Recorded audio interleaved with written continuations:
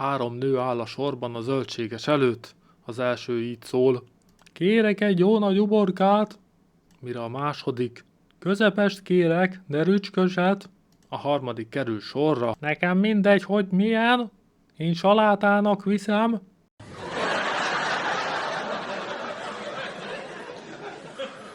Egy kártyapartiról jön haza a férj késő este. Mivel hogy nem akarja felébreszteni a feleségét, ezért a hálószoba ajtaja előtt leveszi a ruháit, és így próbál belopózni a felesége mellé az ágyba. De viszont a felesége az mégis felébred, felkapcsolja a villanyt, és amikor meglátja, hogy a férjén nincsen ruha, felsikolt: úristen, még a ruháidat is elvesztetted?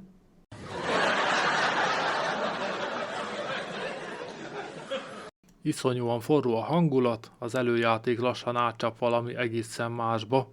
Jön is egy kérdés: hogyan szeretnéd? Nagyon!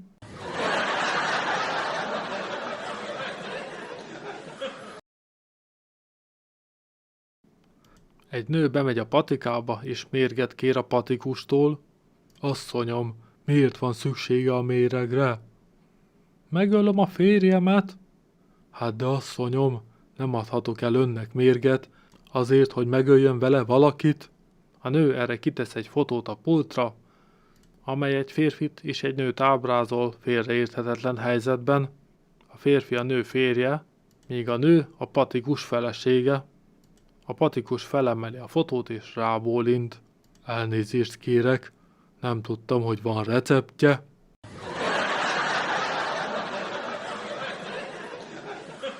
A férj és a feleség vitatkozik.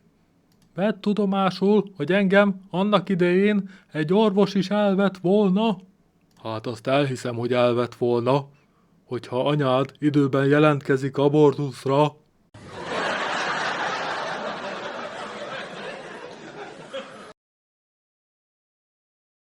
A férj újongva telefonál haza a feleségének.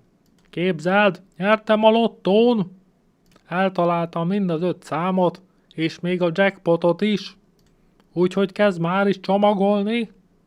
Hát ez igazán fantasztikus.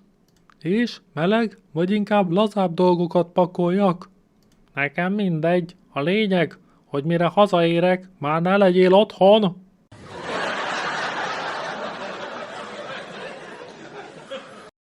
Kedvesemmel a kiszállásos módszert alkalmaztuk, megy a csillaghullás, közeleg a vég, a párom kiveszi, elszáll, én a zsebkendőbe gyűjtöm a végtermékeket, ezután ő elveszi tőlem a zsepit, tudományosan szemrevételezi az anyagot, majd megszólal: egy hiányzik.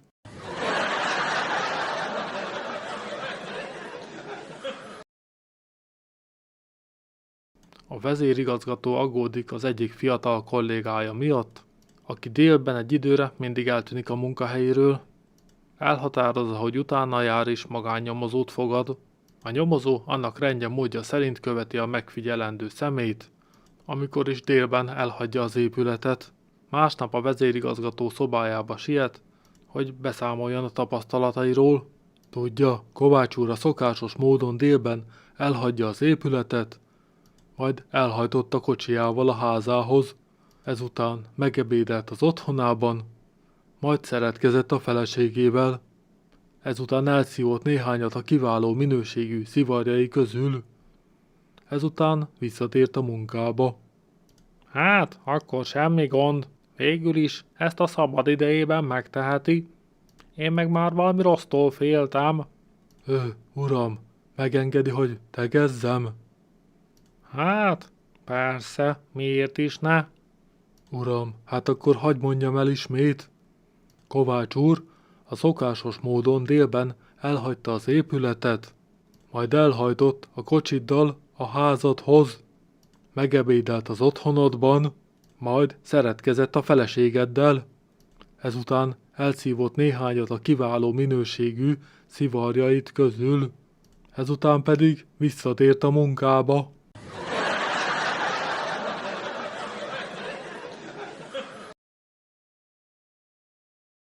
Négy vasárnapi golfjátékos beszélget arról, Ki hogyan szokta rábírni a feleségét, hogy elengedje golfozni vasárnaponta? Hát tudjátok, én minden szombat este elviszem egy jó étterembe. Ennek annyira szokott örülni, hogy semmi baj nincs a vasárnapi meccsekkel. Hát én meg minden szombaton kitakarítom a lakást, így aztán örömmel elenged. Hát, mi szombatonként elmegyünk vásárolni.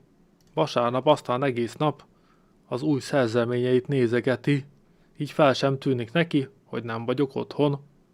Én meg minden vasárnap hajnal 5-kor felrázom, és megkérdezem tőle, egy kis szex, vagy menjek inkább golfozni?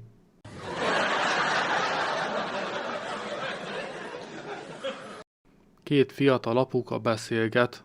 Szerinted melyik a terhesség legnehezebb hónapja? A 10. Hát de miért? Mert akkor már én is cipelem a gyereket.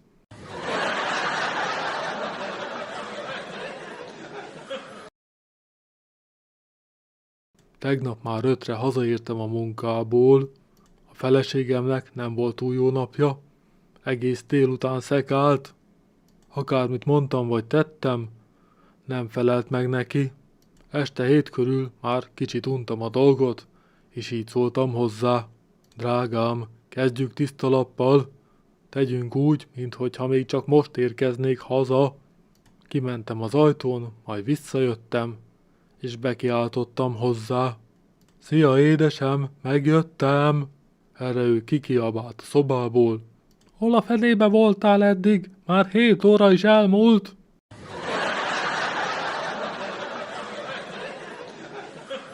Pistike hazatérve az iskolából lelkesen meséli a papájának. Képzeld, azt tanultam az iskolában, hogy némelyik állatnak minden télen új bundája van. Pszt, halkabban, nehogy az anyád meghallja.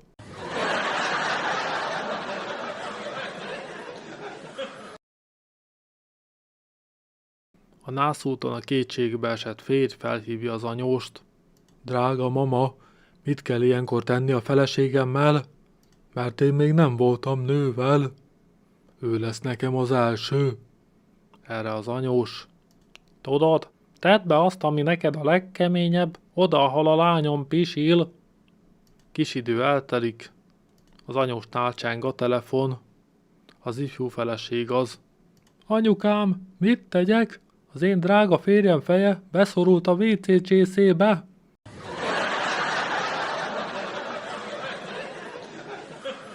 Mondja, ön akkor házasságon kívül született?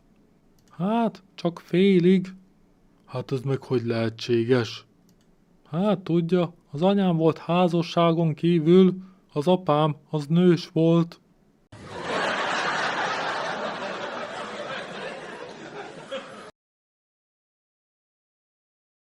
A mennyországba vezető egyik kapu fölött egy tábla lóg az alábbi felirattal. Bejárat azoknak a férjeknek, akik egész életükben a feleségük papucsa alatt nyögtek. A paradicsomi kapu előtt hatalmas sor vár bebocsájtásra. Mindannyian ez alatt a tábla alatt. Egy másik kapu fölött van egy tábla. Ennek a felirata az így hangzik. Bejárat azoknak a férjeknek, akik soha nem kerültek a feleségük papucsa alá. Itt csak egyetlen egy sovány, csüggeteg emberke várakozik. Oda megy hozzá Péter apostol is megkérdezi. Mondd, fiam, te miért álltál ide? Én nem is tudom. Nekem a feleségem azt parancsolta, hogy ide álljak.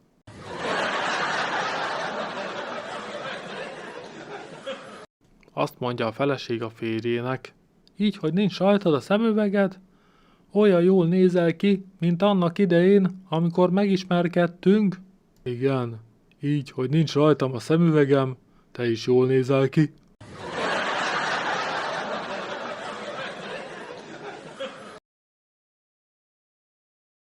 Egy gyönyörű nő lubickol, pancsol, ugrál a kellemes Balatonban. A partról két fiatalember elragadtatással és vágyakozással nézi. A nagy játék közben egyszer csak a nőnek hirtelen leesik a melltartója. Oda néz, klassz, ugye? Gyere, hát, ha megismerkedhetünk vele. Elment az eszed, hisz ott a férje is. Te ismered őket? Én nem. Hát akkor honnan tudod, hogy a férje is itt van? Hát egyszerű. Amikor a nőnek leesett a melltartója, a strandon minden férfi oda nézett, egy kivételével. Hát, ez lehet, hogy a férje.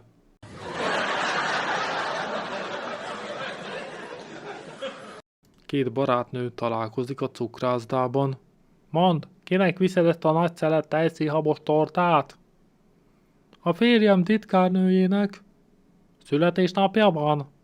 Nem, túlságosan karcsú.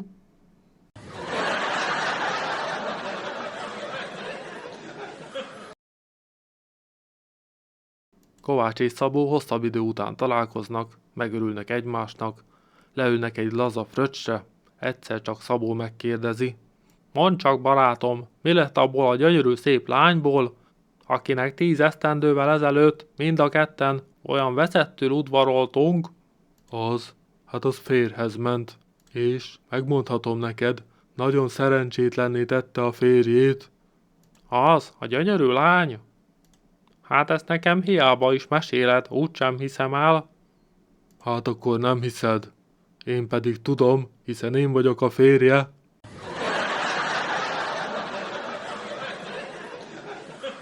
Jön haza az asszony, rajta egy gyönyörű, frissen vásárolt új kabát.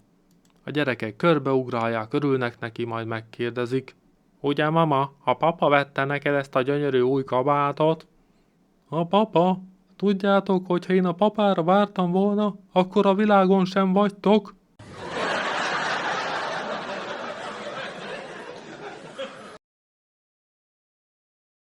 Kovács és Szabó néhány hónap után találkozik az utcán.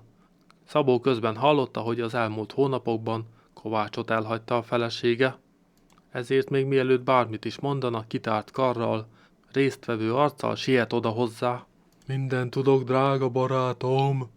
Egy szívbeli tanácsot adhatok. Menj haza, és egy jó nagy pohár kisüsti pálinkába folytsd a bánatod. Hát ez lehetetlen. Hát de miért? Talán nincs otthon kisüsti pálinkád? Nem azért. Hát én nem érzek bánatot.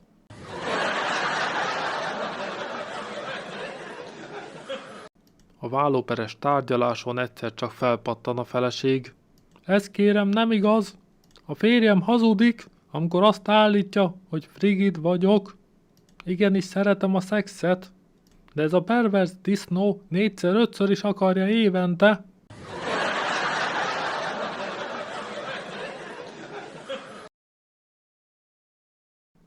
Egy középkorú férfi pisztolyával hadonászva megállít egy az erdő közepén áthaladó teherautót. Kiszállítja a vezetőt és ráordít. Fiatalember, csikázzon most, különben lelövöm. A sofőr piszkosul megijed, de hát nincs mit tenni. Elvégzi a rá kiszabott feladatot. Erre emberünk. Na, jól esett? Jól, hát. Akkor csináld végig még egyszer. Azt már nem.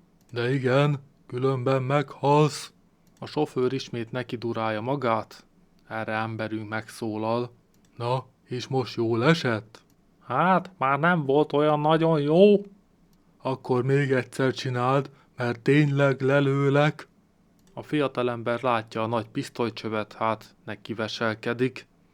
Ezután megszólal emberünk. Na, milyen volt? Hát, most már alig sikerült. Na gyerünk, kezdj bele újra. Inkább meghalok, de többet akkor sem. Egyszerűen nem megy többször. Na akkor, édes kislányom, előjöhetsz a fák közül. Ez a kedves fiatalember fog téged bevinni a városba.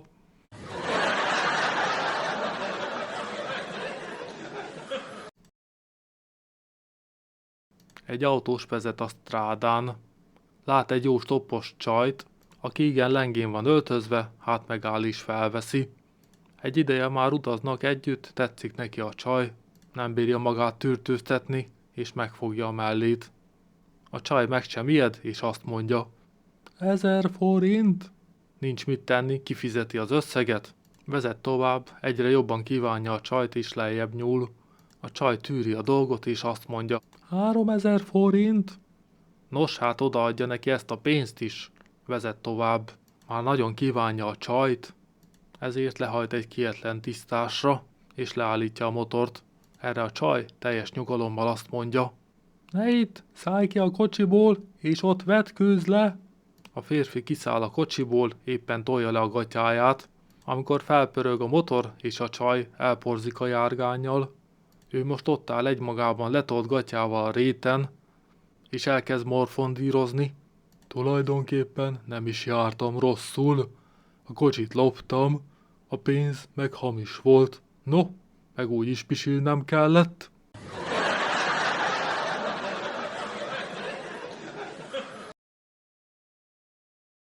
Egy reszkető bácsi bemegy a kupiba és azt mondja: Kérek 5 lányt.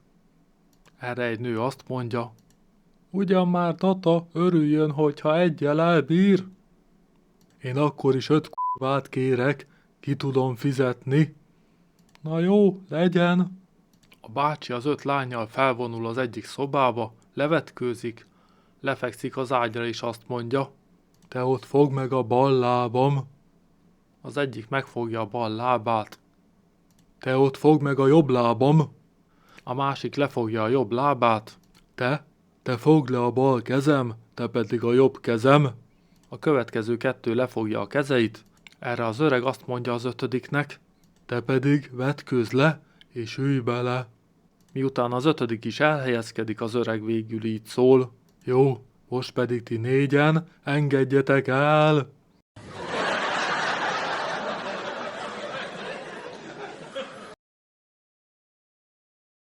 A róka meg a szamár nagyon magányosak. Évek óta nem tettek eleget biológiai szükségleteiknek, ezért megegyeznek, hogy Bartellel elintézik a dolgot. A róka kezdi a szamáron, az aktus közepén előre szól a róka: Szamár pajtás, mozogj egy kicsit, mert így soha nem fogok elmenni. A szamár hozzáfog, mire a rókának sikerül. Most a szamáron a sor, ő is előre szól: Na, akkor róka koma, te is mozogj, mert nekem sem az igazi. A róka meg sem mozdul. Hé, róka koma, mozdulj már meg! Semmi válasz, a szamár nagy nehezen elmegy. Ezután kérdezi a szamár: Róka, hát szóltam, hogy mozdulj meg! Vazze, ha kicsit kintebb húzod, talán bólintani tudtam volna.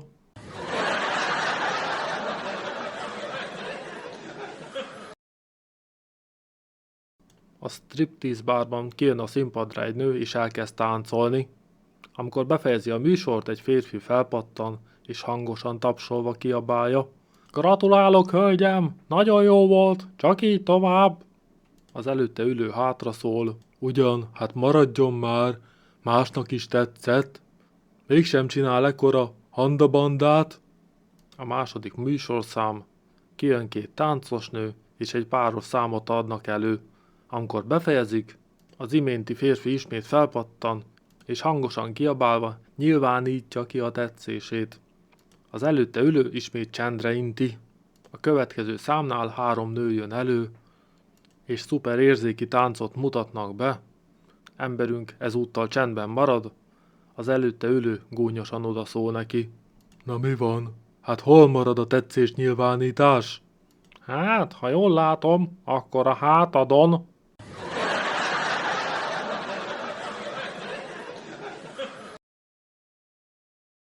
Elmegy egy gyürge az étterembe, kagylót rendel, eszi a kagylót, citromot csepegtet rá, kiszívja a héjából. Ezután jön a következő. Az utolsó kagylónál megint citromot csepegtet, szívja, de nem jön ki a kagyló. Mérgesen kifacsarja a fél citromot, szívja, nem jön ki. A fény felé tartja, belenéz a kagylóba.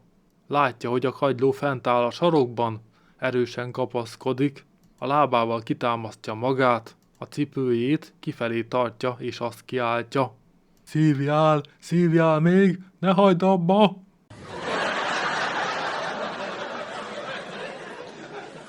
Egy állarcos bandita betör a spermabankba.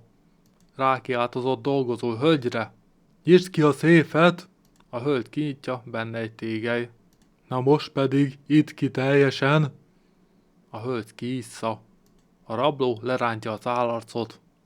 A hölgy döbbenten ismeri fel a férjét benne. Ezután a rabló elkiáltja magát. Na ugye, hogy meg tudod csinálni, igaz?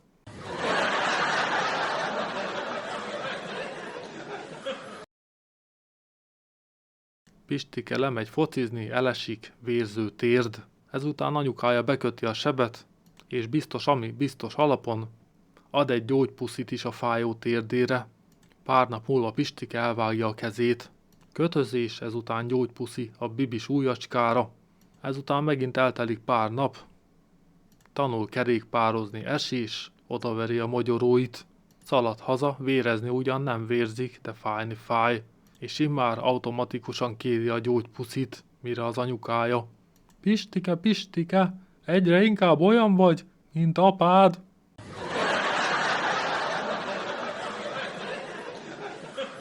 Az ifjú feleség meghízott, és a férje így szekálja. Olyan nagy a feneked, mint egy betonkeverő? A feleség csak hallgat, de amikor eljön a lefekvés ideje, a férj elkezd hozzábújni és megszólal. Csak nem gondolod, hogy azért a vacak 2 kavicsért beindítom a betonkeverőt?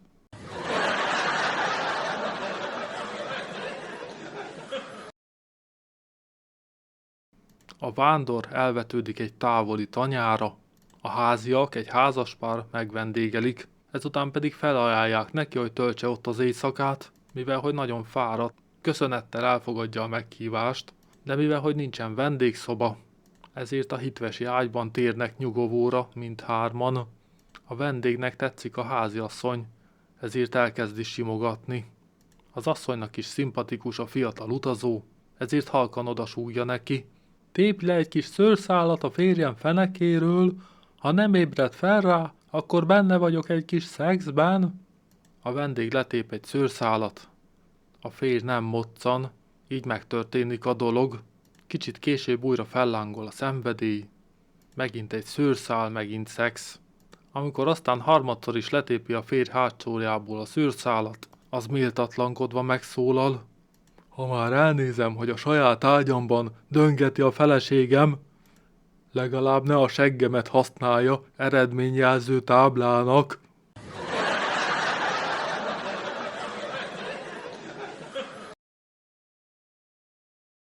A cirkuszigazgató új oroszlán szelídítőt keres.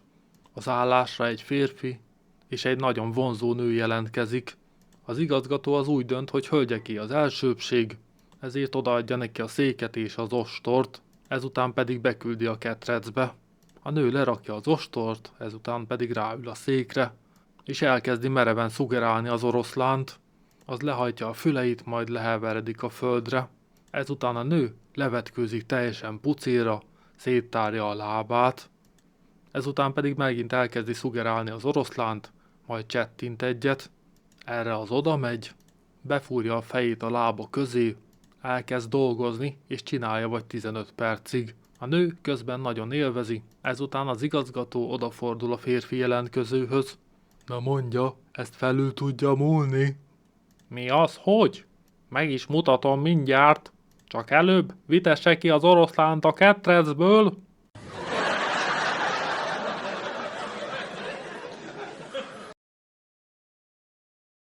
Egy kisgyerek kérdezi az anyukáját a taxiban a Rákóczi tér környékén. Mama, mire várnak itt ezek a nénik? Hát a férjükre várnak. Erre megszólal a taxis. Ennyi, asszonyom, miért nem lehet annak a gyereknek megmondani az igazat? Hát k***vák ezek, kérem szépen. Mama, hát ezek tényleg azok? Igen, kisfiam, azok. És van nekik gyerekük? Van, kisfiam. És mit csinál ilyenkor a gyerekük? Taxit vezet, kisfiam.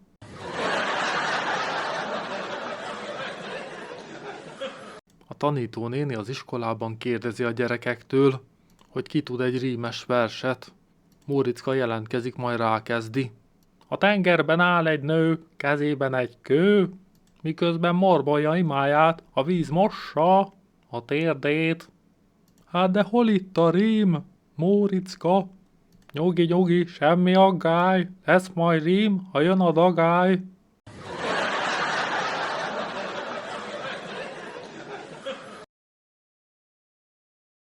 Egy fiatal pár felkeresi a szexológust. Kezdi a fiú. Doktor úr, a Balatonhoz készülünk, és van egy régi álmunk. Szóval azt szeretnénk megkérdezni, lehet-e a Balaton közepén gumimatracon szerelmeskedni? Lehet, de élvezni csak a vízirendőrség fog.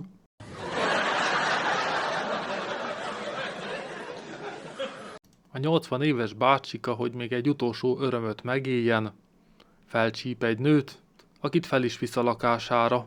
Vetkőzni kezdenek, és a nő, az öreg nagy csodálkozására, minden darabot, amit levesz magáról, kihajít az ablakon. Hát te meg mit csinálsz? Édes öregem, mire te képes vagy végezni? Ezek a rongyok már régen nem lesznek divatban.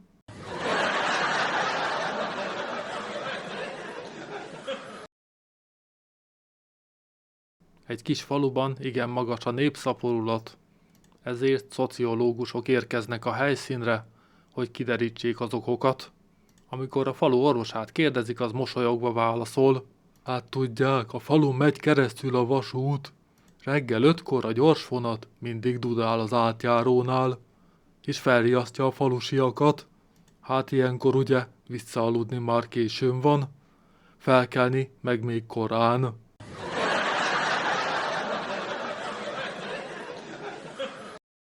A nemi életem olyan szegényes, hogy amikor múltkor felhívtam egy szexvonalat, egy női hang azt mondta a telefonba, ma este ne, fáj a fülem.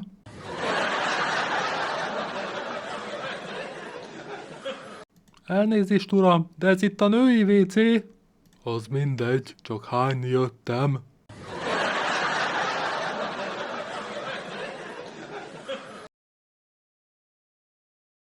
Mi az abszolút lehetetlen? Hímvesszőből kosarat fonni. És hogyha mégis sikerül, akkor lesz egy f***a kosarad.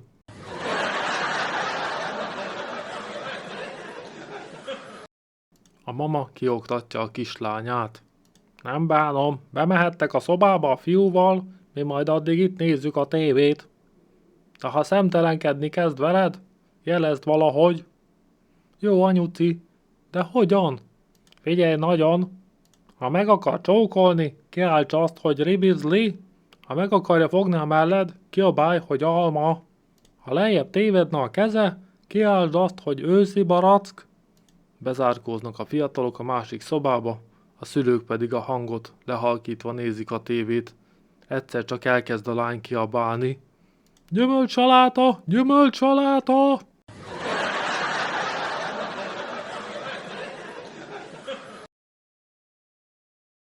A feleség egy ismerős arcot vesz észre az étteremben. Oda szól a férjének. Nézd csak, ott az a részeges alak, az előző férjem. Mióta 7 éve elváltam tőle, egyfolytában csak iszik, állandóan részeg. Hát, ez tényleg furcsa. Ennyi ideig azért senki sem szokott ünnepelni.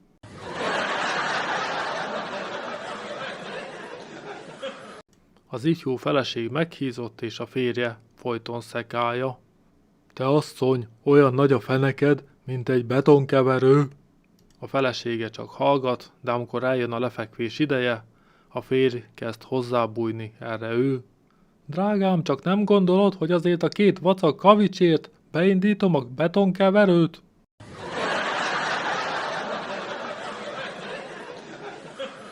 Honnan tudod, hogy egy férfinak orgazmusa volt? A horkolásából.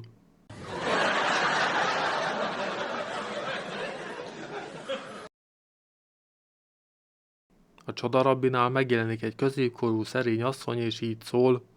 Bölcs rabbi, elhagyott a férjem, légy a segítségemre, hogy jöjjön haza hozzám. A rabbi lehúnyta a szemét, mély imába merült, majd síri hangon így szólt. Jó asszony, menj szépen haza, a te férjed sosem tér vissza hozzád. Mondd csak, valami égi jelet láttál, szent életű ember? Nem, jó asszony, téged láttalak, innen tudom.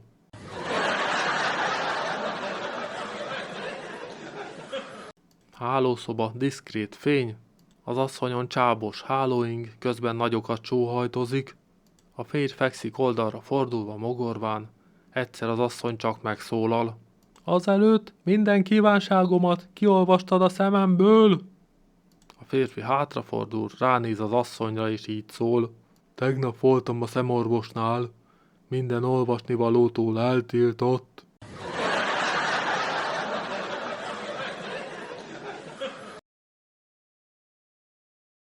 Drágám, most, hogy összeházasodtunk, azt hiszem kialakíthatnánk a szexuális életünket a következők szerint.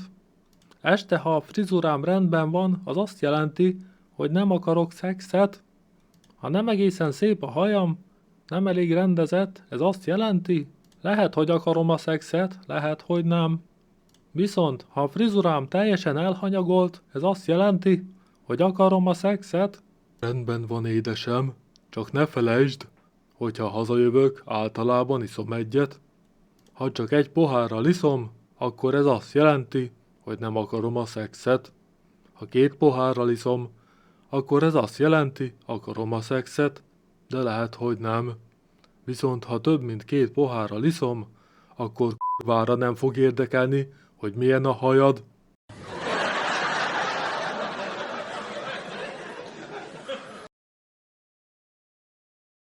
A taxis visz egy utast, amikor észreveszi, hogy az út mellett párzik 2 kutya.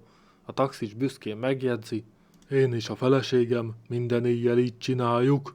Az utas szomorúan mondja, hát tudja, az én feleségem sajnos nagyon konzervatív, csak a hagyományos pózokat szereti. Hát tudja, próbálja meg este megitatni az asszonnyal 2 pohár martinit, meglátja, sokkal készségesebb lesz majd. Másnap megint találkoznak, a taxis megkérdezi. Na, használt valamit a 2 martini? Igen, de 10 kellett megitatnom vele. Hogyan? Hát az nagyon sok. Igen, az első 2 martini után már nem volt kifogása az új póz ellen, de további 8 kellett hozzá, hogy hajlandó legyen felvenni a szájkosarat.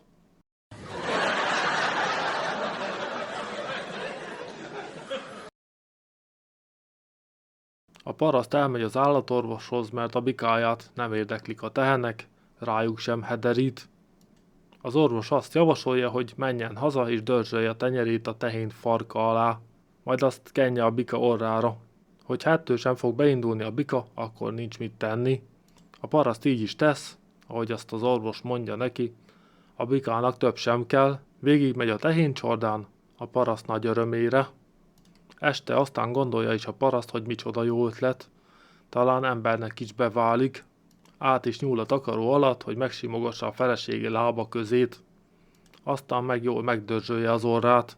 Na ettől aztán beindul és gyorsan fel is kelti az asszonyt, mire az felébred és rákiált. Józsi, azért ébresztettél fel, mert vérzik az orrod?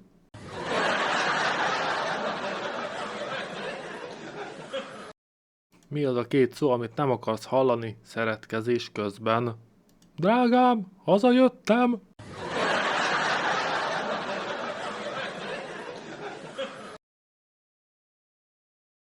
Egy idős bácsit vizsgál az orvos. Tudja maga, kitűnő egészségnek örvend, semmi baja sincs. Van valami kérdése? Van, doktor úr. Hát tudja, amikor lefekszem a feleségemmel, nagyon melegen van és izzadok, és amikor megismételjük a dolgot, akkor megfázom és ráz a hideg. Az orvos a feleséget is megvizsgálja, ő is egészséges. Elmeséli neki, hogy a férjének milyen furcsa problémája van, erre a néni így felel.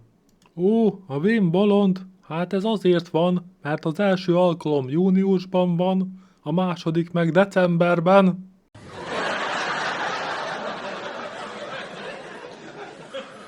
Az órán az iskolában a tanítónéni látja, hogy nagyon mozog a hátsó pad, meg is kérdezi Pistikét. Mi történik ott hátul, Pistike? Hát a tanítónéni mondta, hogy húzza meg a Margót.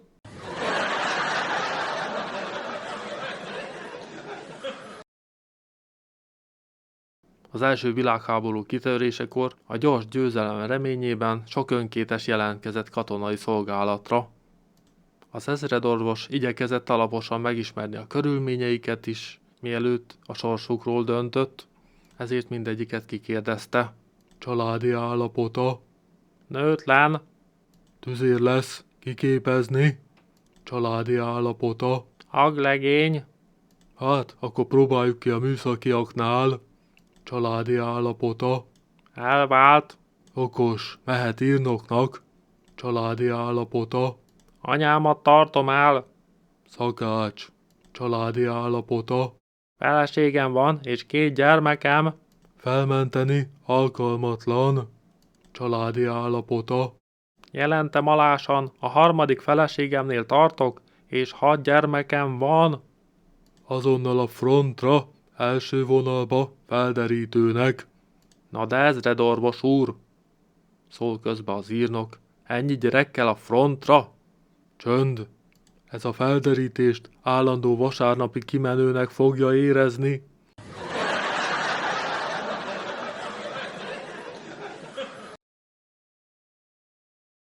Mi az, hogy leánykereskedő? Kérdi Kovácsné újságolvasás közben a férjétől. Hát, tudod, drágám, olyan ember, aki nőket ad el szerelmi célokra. Például engem is eladna, ha markába kerülnék? Szerintem ne keverd össze a régiségkereskedővel.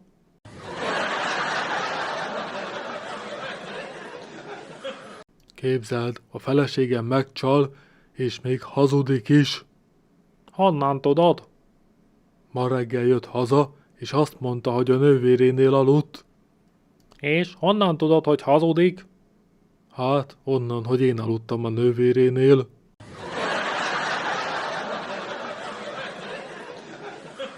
Hazaír az asszony, és nagy örömmel újságolja a férjének. Képzeld, drágám, ma a metrón egyszerre 3 fiatalember ugrott fel, és adta át nekem a helyet. És elfértél, drágám?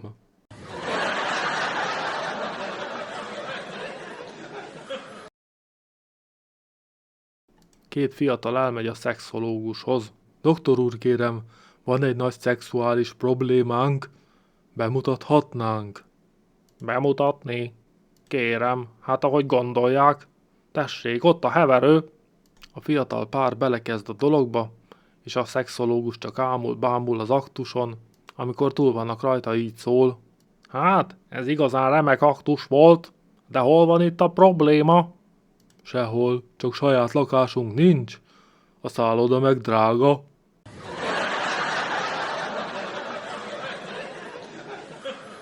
A 80 éves páciens az orvosnak.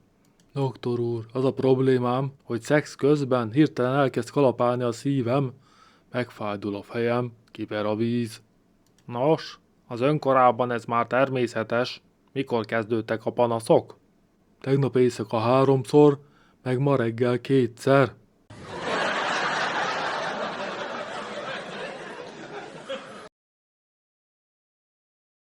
Az idős házaspár lefekvéshez készülődik. Mikor bebújtak egymás mellé az ágyba, az öregasszonynak kedve támad egy kis hancúrozáshoz, gyakorlott mozdulatokkal simít végig a férje testén, majd egy bizonyos ponton megállva megkérdezi. Na papa, mit fogok? Mit fogsz? Hát alig, hanem aludni fogsz.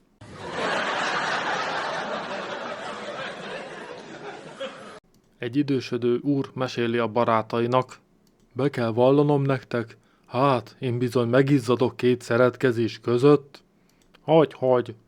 Hát tudjátok, mindig közte van a nyár.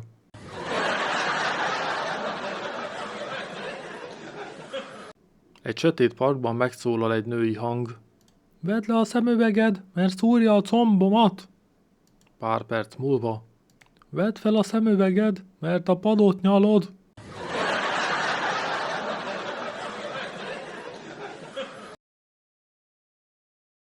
A tanítónéni az összetett mondatokat tanítja, mint lehetséges kötőszót, a valószínűleget adja meg. A gyerekek példamondatokat mondanak. Józsika. Édesanyám fogja a pénztárcáját és a kosarát, valószínűleg vásárolni megy. Helyes kisfiam. Zsoltika. Édesapám reggel magához veszi a táskát, valószínűleg dolgozni indul. Nagyon helyes. Pistike. A nővéremhez Megérkezik a zongoratanár, lehúzza a nadrágját, a nővérem a bugyját, valószínűleg beleszarnak a zongorába.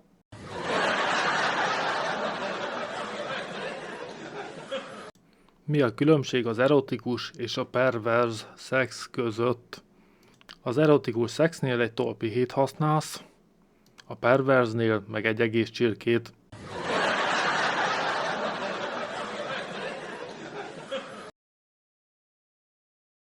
A lány mondja a fiúnak: ha te egy úriember volnál, nem csinálnál velem ilyet a hátsó ülésen?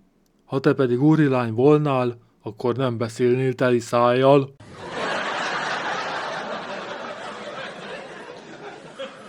Pistike búskó moran hazafelé ballag, szembe jön vele a család házi orvosa és jó barátja. Szervusz Pistike, miért vagy ilyen szomorú? Ne is kérdezed, Oki, a szüleim válni készülnek, apu már nem a régi. Egyet se búsulj, tessék, itt van egy doboz tabletta, apádnak minden reggel tegyél egyet ebből a kávéjába. Egy hónappal később újra találkoznak, Pistike még szomorúbb lelki állapotban. Szervusz Pistike, mi a baj, nem működött a szer? De igen, túlságosan is. Anyám meghalt, a nővérem terhes, nekem meg fáj a seggem.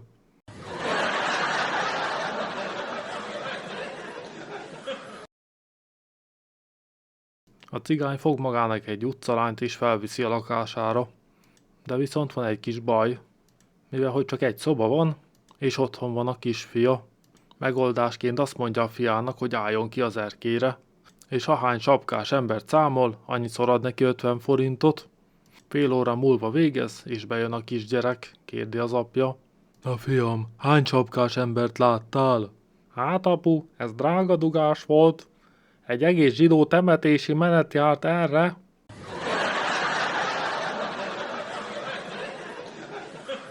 Ki a szórakozott férj, aki a nász éjszaka után lerak egy ezrest az éjjeli szekrényre, és ki a szórakozott feleség, aki elteszi a melltartójába az ezrest, és közli, hogy más üt, ezért 2 szokott kapni.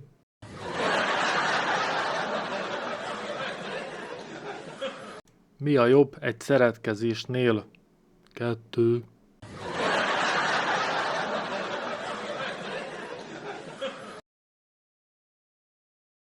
Két barát beszélget. Képzeld, a doktor azt mondta, ha nem mondok le a szexről, hamarosan meghalok. Hogy? Hát a felesége a szeretőm.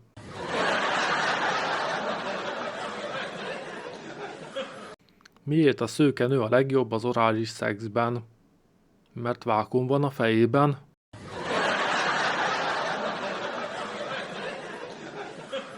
A feleség így szól szűkszavú és nem túl romantikus férjéhez. Légy már egyszer gyöngéd, és mondj nekem elalvás előtt valami szívből jövő kedves bókot. Mit? Például azt, hogy édes szép kincsem. Édes szép kincsem. Mondd még azt is, hogy drága aranyos angyalkám. Drága aranyos angyalkám. Na, most találj ki valamit magadtól. Jó éjszakát, Zsófi.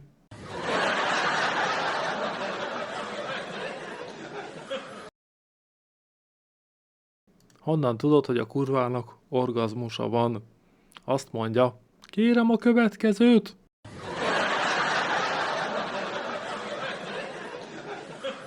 A csinos kovácsné a vacsora alatt Szabóról mesél, akit 2 esztendeje 3 barátjával is megcsal a felesége. Kovács jót mulat az eseten. Az olyan marha férj, aki 3 év alatt sem jön rá, hogy a felesége megcsalja, megérdemli, hogy a Dunába dobják. Az asszony megsimogatja az urak kopaszodó fejét. Erre így szól. Na, Benő, tudsz te egyáltalán úszni?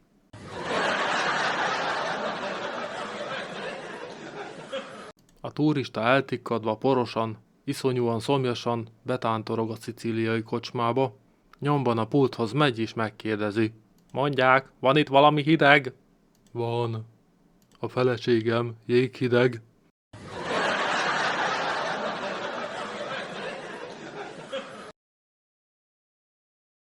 A parasztgazda feleségének valami baleset következtében nagyon megsérült az arca. A menyecske sopánkodva áll a tükör előtt. Jaj nekem, hogy én milyen csúnya vagyok. A gazda bólogat egy ideig, majd így szól. Ne mondd már ezt, Bözsi, hiszen te csak akkor látod magad, amikor a tükörben nézel. Hát de mit szóljak én, aki egész nap látlak?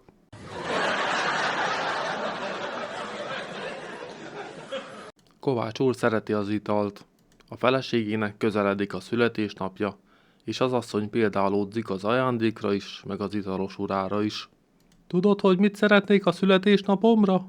Hogy végre legyen egy rendes férjem, aki éjszakánként nem a kocsmák körül kódorog. Te magasságos ég! És nem mondanád meg, hogy mit kezdenél két férjjel?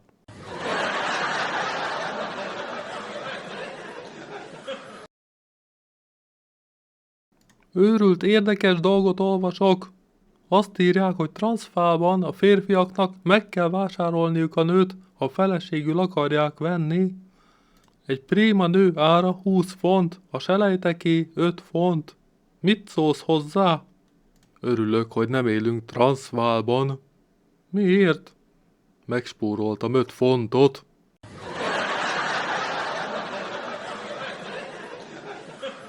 Békesség, családi idill, téli esti nyugalom. A férj újságot olvas, a feleség kötöget, lábuk előtt kutyájuk hever. A kandallóban lobog a tűz, a rádióban halkan szól a zene. Egyszer az asszony rászól a férjére. Könyörgök, ne mondd azt, hogy igen, drágám, valahányszor a kutya álmában felmordul.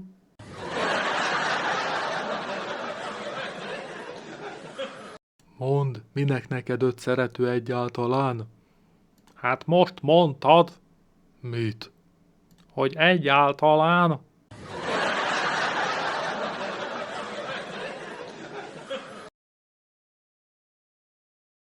Kovácséknál cseng a telefon, Kovácsné veszi fel, a drót túlsó felén pedig a férje elkezd beszélni. Drágám, 5 perc múlva indulunk Pistával, meghívtam ma vacsorára hozzánk a kollégámat. Megőrültél, János? Tibike csupa mocsok, most akarom megmosni. Így hoztam haza az óvodából. A szobákban pedig óriási rendetlenség, a konyha tele mosatlannal, és egyébként sincs semmi ennivaló itthon. Azt gondoltam, hogy a tegnapi maradékot vacsorázzuk. Nem baj, drágám. Pista, ugyanis most akar nősülni, és szeretné megtudni, hogy milyen is az az igazi házasság.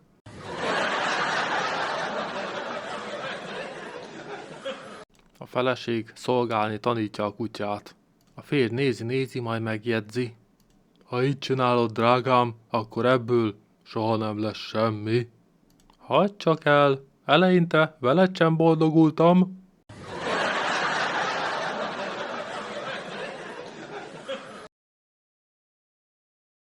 Kovács urat a városszéli hétvégi kertjében meglátogatja a kollégája. Gyönyörködnek a fákban, a növényekben. A vendég észreveszi, hogy a kertben sok a madár. Mondja csak, Kovács kolléga, miért nincs a szépen gondozott kertjében madárijesztő? Mi a fenének? A feleségem is kint van velem minden hétvégén.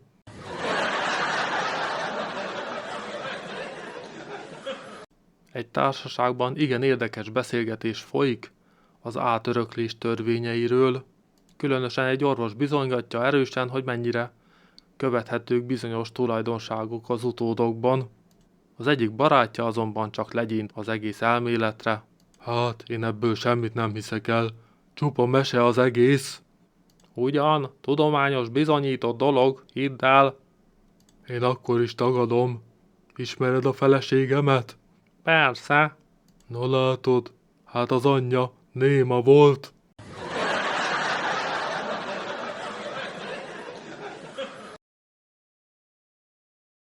Pistike kérdezi a tanárnénit a biológia órán. Tanárnéni, hogyan beszélgetnek a halak?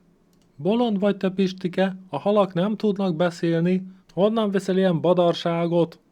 Hát, onnan, tanárnéni, hogy tegnap késő éjjelig fent voltam a nagy meleg miatt, és olyan 11 óra körül hallom az anyukámék szobájából, ahol az akvárium is van, hogy az egyik hal azt mondja a másiknak, Ne harabdáld olyan erősen a farkamat, mert kirúgom az akvárium oldalát.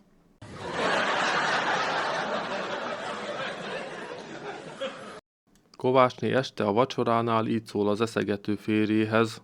Hallottam ma a rádióban, hogy az olasz parlamentben egy képviselő teljes 4 óra hosszán át beszélt. Ugyan, drágám, ne légy annyira irigy.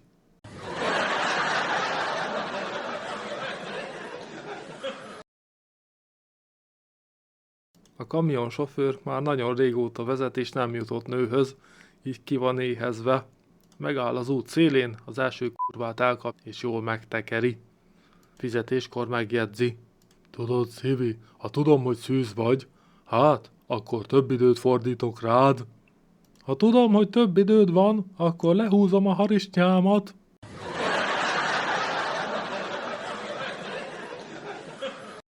A házaspár utazik a vonaton, elhelyezkednek, lerakják a csomagukat, aztán megkérdezi a férj udvariasan. Mondd, fiacskám, jól ülsz? Igen. Nincs ott húzat? Nincs. Jól látni a vidéket? Kitűnően. Na, akkor állj fel és engedj odaülni.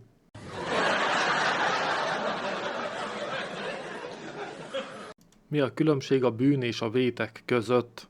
A kefélést elkezdeni bűn, de abba hagyni vétek.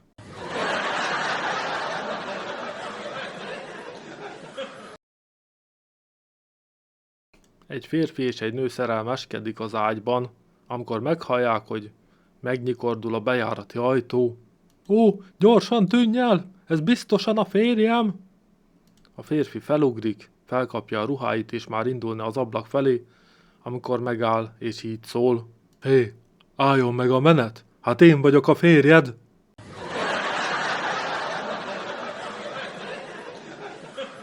Szabóik vacsora után ülnek a szalomban és olvasnak. Az asszony hirtelen odafordul a férjéhez. Mit szólsz hozzá, Tivadar? Azt olvasom itt, hogy a Szamoa-szigeteken 5 forintért lehet vásárolni asszonyt. Nézd, drágám, egy jó feleség meg is ér annyit.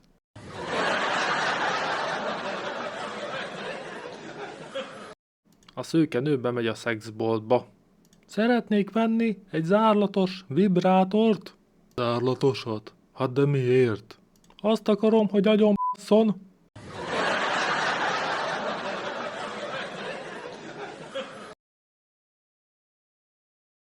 Négy férfi beszélget. Hát tudjátok, én a feleségemet havonta egyszer teszem magamévá. Én havonta 2-szer. Én hetente 1-szer. Hát tudjátok, én hetente 3-szor is. Hát de hiszen neked nincs is feleséged. Hát ja, hát nem a tiédről volt szó.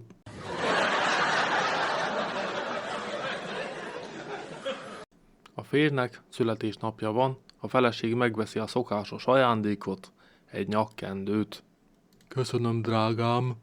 Nagyon hálás vagyok neked érte. Tetszik? És mivel fogod viselni ezt a nyakkendőt? Hosszú szakállal, drágám.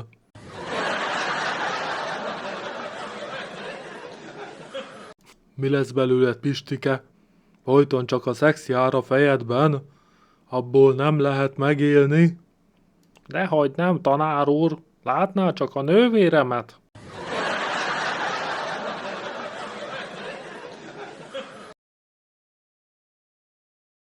Találkozik reggel 2 szomszédasszony.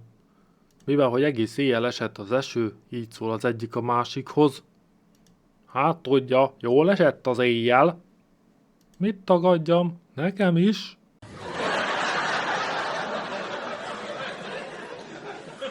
Kovács úr reggel elmeséli a hivatalban, hogy tegnap este odahaza 2 órás előadást tartott a feleségének, arról mennyire fontos dolog a takarékosság. Na, és? Lett valami eredménye? Hogyne. Nem szabad többé dohányoznom.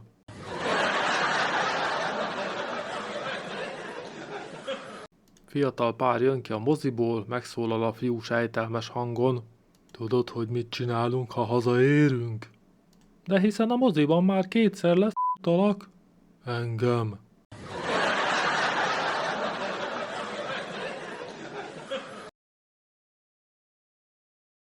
Az idősödő férj elmegy az orvoshoz, hogy egyre nehezebben működő szerszámán segítsen, hiszen a felesége csinos és kívánatos. Az orvos ad neki egy injekciót és közli vele, hogy csupán 3 ízben garantált a merevedés. Ha fel akarja állítani, akkor csak azt kell mondania, hogy hóruk, és ha le, akkor meg annyit, hogy pszt. Alig lát az örömtől a férj, és amint kilép a rendelőből, ki is próbálja. Hóruk! A hatás tökéletes, szinte hihetetlen. Pszt!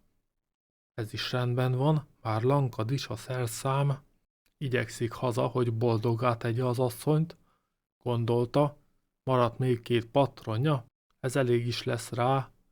Egy építkezés mellett halad el, súlyos betontömböt emelnek magasba a munkások, egyszerre kell emelni, ezért elhangzik a vezényszó, hóruk! A szerszám ismét működésbe jön, mivel a férfi szégyell így menni az utcán, kénytelen pisszegni, fut hazáig, nehogy a maradék 1 patron is kárba vesszen, belép az ajtón, és elkiáltja magát. Hóruk! Pszt! Alszanak a gyerekek!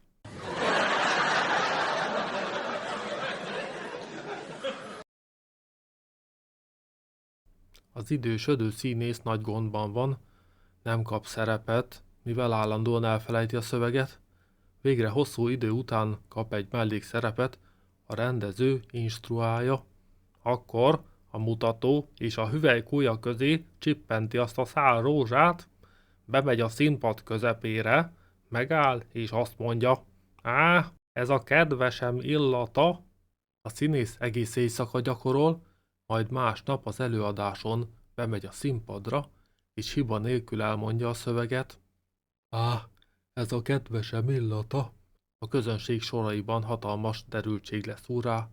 Kint a színfalak mögött a rendező tajtékozva kiáltja. Mit csináltál, te barom?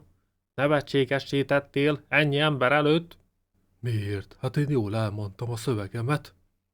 Igen, de a rózsát kint hagytad, te szerencsétlen.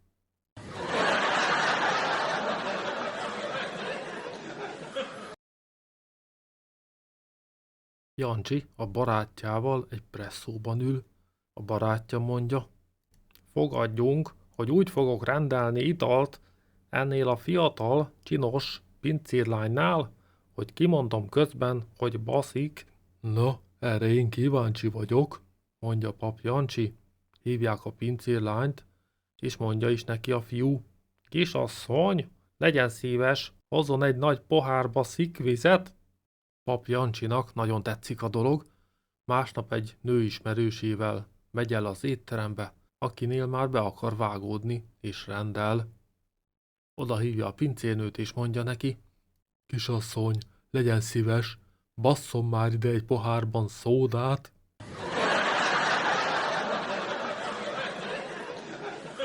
Fenyegetés. Ha nem csinálod kicsit lelkesebben, megfordulunk, és akkor nem látod a tévét.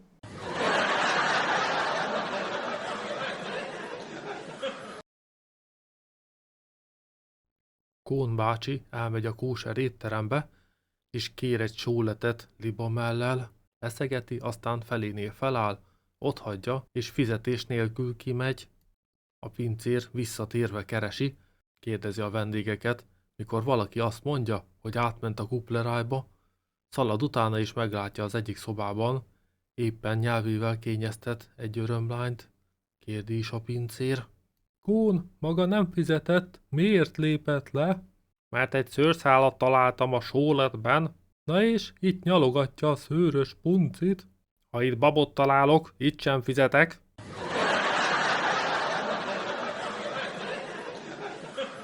Szórakozó helyen Szöszi Csajci odalibeg a pulthoz, és Fokhegyről mondja a pultos srácnak.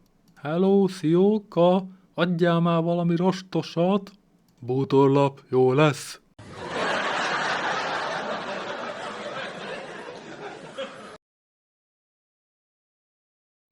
Csinos, fiatal körzeti orvosnőt kap a falu. Józsi bátyám, nem tetszenek a leletei, mondja, szokott maga reggelizni? Hát persze, hogy szoktam. Mondja, mit szokott maga reggelizni? Hát, rántottát, 10 tojásból, szalonnával. És mondja, mit szokott ebédelni? Csülkös bablevest. És vacsorára? Hát, szalonnát, meg kolbászt. Józsi bácsi, ez bizony nem egészséges. Mondja csak, hogy áll a koleszterin szintje? Mint a cövek, Katikám, mint a cövek.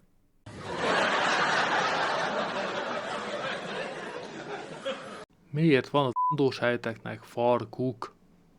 Azért, hogy a lányok könnyebben ki tudják húzni őket a foguk közül.